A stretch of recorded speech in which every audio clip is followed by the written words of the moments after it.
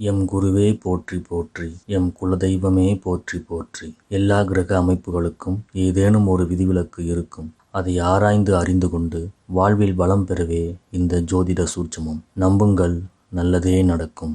அனைத்து ஜோதிட நண்பர்களுக்கும் சகோதரிகளுக்கும் அடியனின் அன்பான வணக்கங்கள். இந்த பதிவில் 2024 மற்றும் 25 ஆண்டுக்குரிய குரு பயிற்சி பலன்களை மிக துல்லியமாக நட்சத்திர சாரம் கொண்டு கணக்கிட்டு தொகுத்து வழங்கியுள்ளோம். ஏனெனில் சாரம் காணா ஜோதிடன் சோரம் போவான் என்பது ஜோதிட ஞானிகளின் வாக்கு. இந்த வீடியோ பதிவில் நீங்கள் காணும் காலச்சக்கரம் கடைக்கோடி ஜோதிட அன்பர்களுக்கும் புரியும்படி குரு பயிற்சிக்குரிய அனைத்து விஷயங்களையும் உள்ளடக்கி நாமே உருவாக்கியுள்ளோம். குறிப்பாக காலச்சக்கர மண்டலமானது 360 டிகிரி உள்ளடக்கிய வட்ட வடிவமானது. நம் தேவைக்காக மட்டுமே இங்கு செவ்வகமாகவும் சதுரமாகவும் வரைந்துள்ளோம்.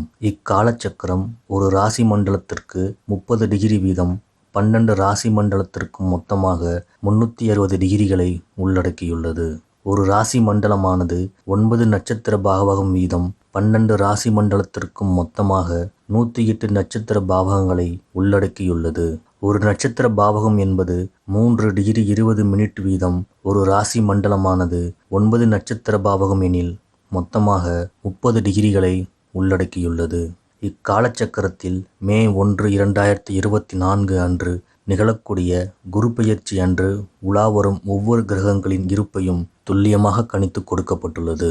தனிப்பட்ட ஒருவருக்கு ஜாதகம் பார்க்கும் பொழுது ஒரு கிரகத்தின் பலன்கள் அக்கிரகத்தின் ஸ்தான பலத்தை அடிப்படையாக கொண்டு கணிக்கும் போது மட்டுமே துல்லியமான பலன்களை பெற முடியும்.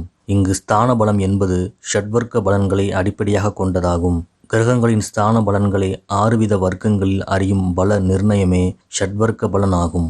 அவை முறையே ஸ்தான பலம், திக்பலம், காலபலம், சேஷ்டாபலம், நைசர்கிய பலம், திருஷ்டி பலம் என்று அழைக்கப்படுகிறது.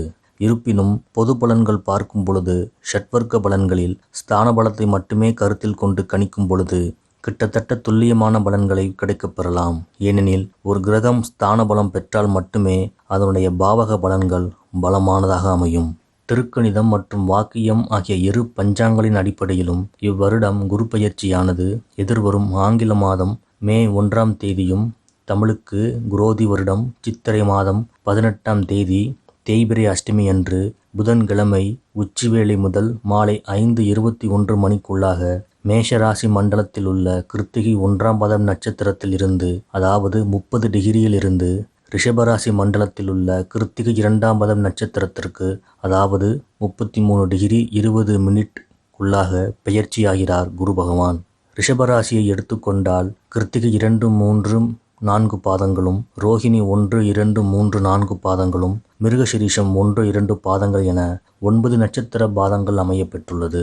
இந்த குரு பெயர்ச்சியில் குரு பகவானானவர் சித்திரை 18 முதல் வைகாசி 29 வரை, அதாவது மே 1 புதன்கிழமை முதல் ஜூன் 11 செவ்வாய்க்கிழமை வரை உள்ள 41 நாட்கள் சூரிய பகவானின் ஆதிபத்தியம் கொண்ட கிருத்திகை நட்சத்திரத்திலும், வைகாசி 30 புதன்கிழமை முதல் ஆவணி 3 திங்கட்கிழமை வரை, அதாவது ஜூன் 12 முதல் ஆகஸ்ட் 19 வரை உள்ள 68 நாட்கள் சந்திர பகவானின் ஆதிபத்தியம் கொண்ட ரோஹிணி நட்சத்திரத்திலும், ஆவணி 4 செவ்வாய்க்கிழமை முதல் புரட்டாசி 22 செவ்வாய்க்கிழமை வரை, அதாவது ஆகஸ்ட் 20 முதல் அக்டோபர் 8 வரையுள்ள 49 நாட்கள் செவ்வாய் பகவானின் ஆதிபத்தியம் கொண்ட மிருகசீரிஷ நட்சத்திரத்திலும், ஆக மொத்தம் 158 நாட்கள் நேர்கதியும், புரட்டாசி 23, அதாவது அக்டோபர் 9 புதன்கிழமை முதல் சுமார் 4 மாதங்களுக்கு வக்ரகதியிலும் பெயர்ச்சியாக உள்ளார் குரு பகவான்.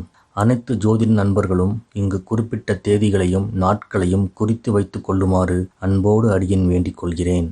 இந்த வீடியோவை நண்பர்களுக்கும் உறவினர்களுக்கும் ஷேர் செய்து நமது சேனலை சப்ஸ்கிரைப் செய்து ஆதரவு தரும்படி அன்போடு வேண்டிக் கொள்கிறேன். மகர ராசிக்கு இயற்கை சுபரான குரு பகவான் பூர்வ புண்ணியம் மற்றும் புத்திரஸ்தானம் எனப்படும் 5ஆம் பாவகத்திற்கு பெயர்ச்சியாகிறார். மேலும் தன்னுடைய 5ஆம் பார்வை மூலம் தங்களின் 9ஆம் பாவகத்தையும், தன்னுடைய 7ஆம் பார்வை மூலம் தங்களின் 11ஆம் பாவகத்தையும், தன்னுடைய 9ஆம் பார்வை மூலம் தங்களுடைய ராசியையும் பார்வை பலம் மூலம் புனிதமடைய செய்கிறார் குரு பகவான். ரிஷப வீட்டில் சஞ்சரிக்கும் குரு பகவானுக்கு அது பகை வீடு என்றாலும் கூட ரிஷப ராசி மண்டலத்தில் இருக்கும் நட்சத்திர பாவகத்தின் நட்சத்திரத்தின் அதிபதிகளான சூரிய பகவான், சந்திர பகவான் மற்றும் செவ்வாய் பகவான் குரு பகவானுக்கு நட்பு கிரகமாக இருப்பதாலும், மேலும் 5ஆம் பாவகத்தில் குரு பகவான் சஞ்சரிக்கும் காலத்தில் விசேஷ நற்பலன்கள் வழங்குவார் என்றே ஜோதிட சுவடிகளும் கூறுவதால், குரு பகவான் ஸ்தானபலம் பெற்று தன் பாவக காரக பலன்களை வலிமையாக வழங்குவார் என்பதில் எவ்வித ஐயமும் இல்லை. நம்புங்கள், நல்லதே நடக்கும்.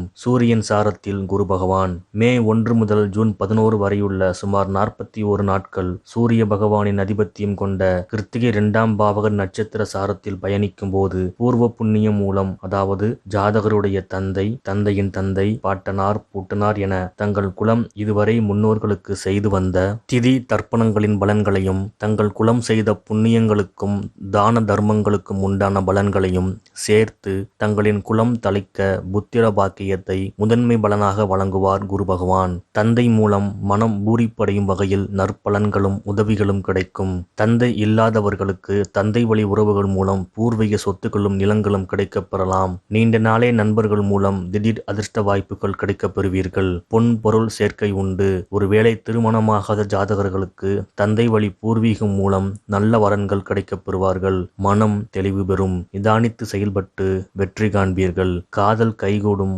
பொன்னான காலம் இது. கமிஷன் தொழில்கள் புரிவோர்களுக்கு நல்ல லாபம் கிடைக்கப் பெறுவார்கள். உழைப்பில்லாமல் மறைமுக வருமானம் கிடைக்கும் வழிகளையும் கண்டுகொள்வீர்கள். மனமகிழ்ச்சி பொங்கும் காலம் இது. நம்புங்கள், நல்லதே நடக்கும். சந்திரன் சாரத்தில் குரு பகவான் ஜூன் 12 முதல் ஆகஸ்ட் 19 வரையுள்ள சுமார் 68 நாட்கள் சந்திரனின் அதிபத்தியம் கொண்ட ரோகிணி நட்சத்திரத்தில் குரு பகவான் பயணிக்கும் போது ஜாதகருடைய தாய் மூலமோ தாய் வழி உறவுகள் மூலமோ நல்ல வரன்கள் ஜாதகருக்கு கிடைக்கப் பெறுவார்கள். ஒருவேளை திருமணம் ஆகி பல வருடம் புத்திர பாக்கியம் இல்லாமல் இருப்பவர்களுக்கு தாய் மூலமாகவோ அல்லது தாய் வழி உறவுகள் மூலமாகவோ அதற்கான தீர்வுகளும் வழிமுறைகளும் கிடைக்கப் பெறுவார்கள். அயல்நாடு செல்ல திட்டமிட்டவர்களுக்கு அப்பயணம் கை கொடுக்கும். அந்த கடல் தாண்டிய பயணம் மூலம் இந்த 68 நாட்களில் நல்ல ஆதாயம் கிடைக்கப் பெற்று சொத்துக்கள் வாங்கும் யோகமும் உண்டு. தாய்வழி பூர்வீக சொத்துக்களும் நிலங்களும் கிடைக்கப் பெறுவீர்கள். கௌரவம் மற்றும் அந்தஸ்து உயரும். நீண்ட காலமாக தொழில் தொடங்க மூலதனம் தேடியவர்களுக்கு அது கிடைக்கப்பெறும். தியாக உணர்வுகள் மேலோங்கும். தெய்வ திருப்பணியில் ஆர்வம் கூடும். சாஸ்திர ஞானம் அதிகரிக்கும். மூத்த சகோதர சகோதரிகள் மூலம் இணக்கமான சூழ்நிலைகள் ஏற்படும். உங்களின் முன்னேற்றத்திற்கு ஏதோ ஒரு வகையில் நீண்டகால நண்பர்கள் முக்கிய காரணமாக இருப்பார்கள். எதிர்பாராத பெரும் பொருள் சேர்க்கை ஏற்படும். தொழில் வளம் பெருகும். நம்புங்கள், நல்லதே நடக்கும்.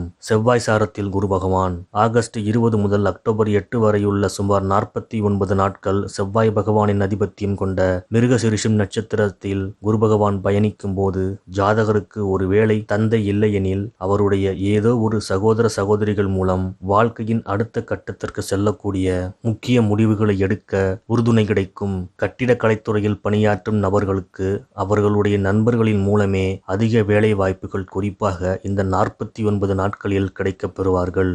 செய்தொழிலில் அடுத்த கட்டத்திற்கு முன்னேறுவீர்கள். தொழில் மென்மேலும் வளரும் போது தந்தையின் உடல்நிலையில் கவனம் தேவை. மகர ராசியில் இருக்கும் ஜாதகர்கள் தங்களின் தந்தையிடம் இருந்து சற்று விலகியிருப்பதே சிறந்தது. குறிப்பாக உத்தியோகம், தொழிலில் அடுத்த கட்டத்திற்கு நகரும் போது தந்தையிடம் இருந்து சற்று விலகியும் மனதில் பாசம் இருப்பினும் அதை வெளிக்காட்டாமல் உள்ளே வைத்துக்கொண்டு வெளியில் சற்று கடினமாக நடந்து கொள்வதே குடும்பத்திற்கும் தந்தைக்கும் நன்மை பயக்கும். மகிழ்ச்சி, கலகலப்பு அதிகரிக்கும். நீண்டகால ஆசைகள் ஒவ்வொன்றாக நிறைவேறும். தகவல் தொடர்பில் வேலை புரிபவர்களுக்கு நினைத்த உத்தியோக மாற்றம் ஏற்படும். குருமங்கள யோகம் மூலம் குறிப்பாக செவ்வாய் மற்றும் குரு நட்சத்திரத்தில் பிறந்தவர்களுக்கும் அனைத்து திருமண வயது உடையவர்களுக்கும் வரன்கள் வாயில் தேடி வரும். ஏற்றால் வாழ்வு வண்ணமயமாகும். நம்புங்கள், நல்லதே நடக்கும். இவை யாவும் பொது பலன்களே. இன்னும் துல்லியமான பலன்களுக்கு தங்களின் சுய ஜாதகத்தில் இருக்கும் குருவின் இருப்பையும் தசா புத்திகளையும் கணக்கில் எடுத்துக்கொள்ள வேண்டும். மிக துல்லியமான ஜோதிடம் மற்றும் திருமண கணிப்புகளுக்கு அழைக்கவும் DX ஜோதிட ஆலயம். நான் ஜோதிடர் மணிவண்ணன். நம்புங்கள், நல்லதே நடக்கும். நன்றி, வணக்கம்.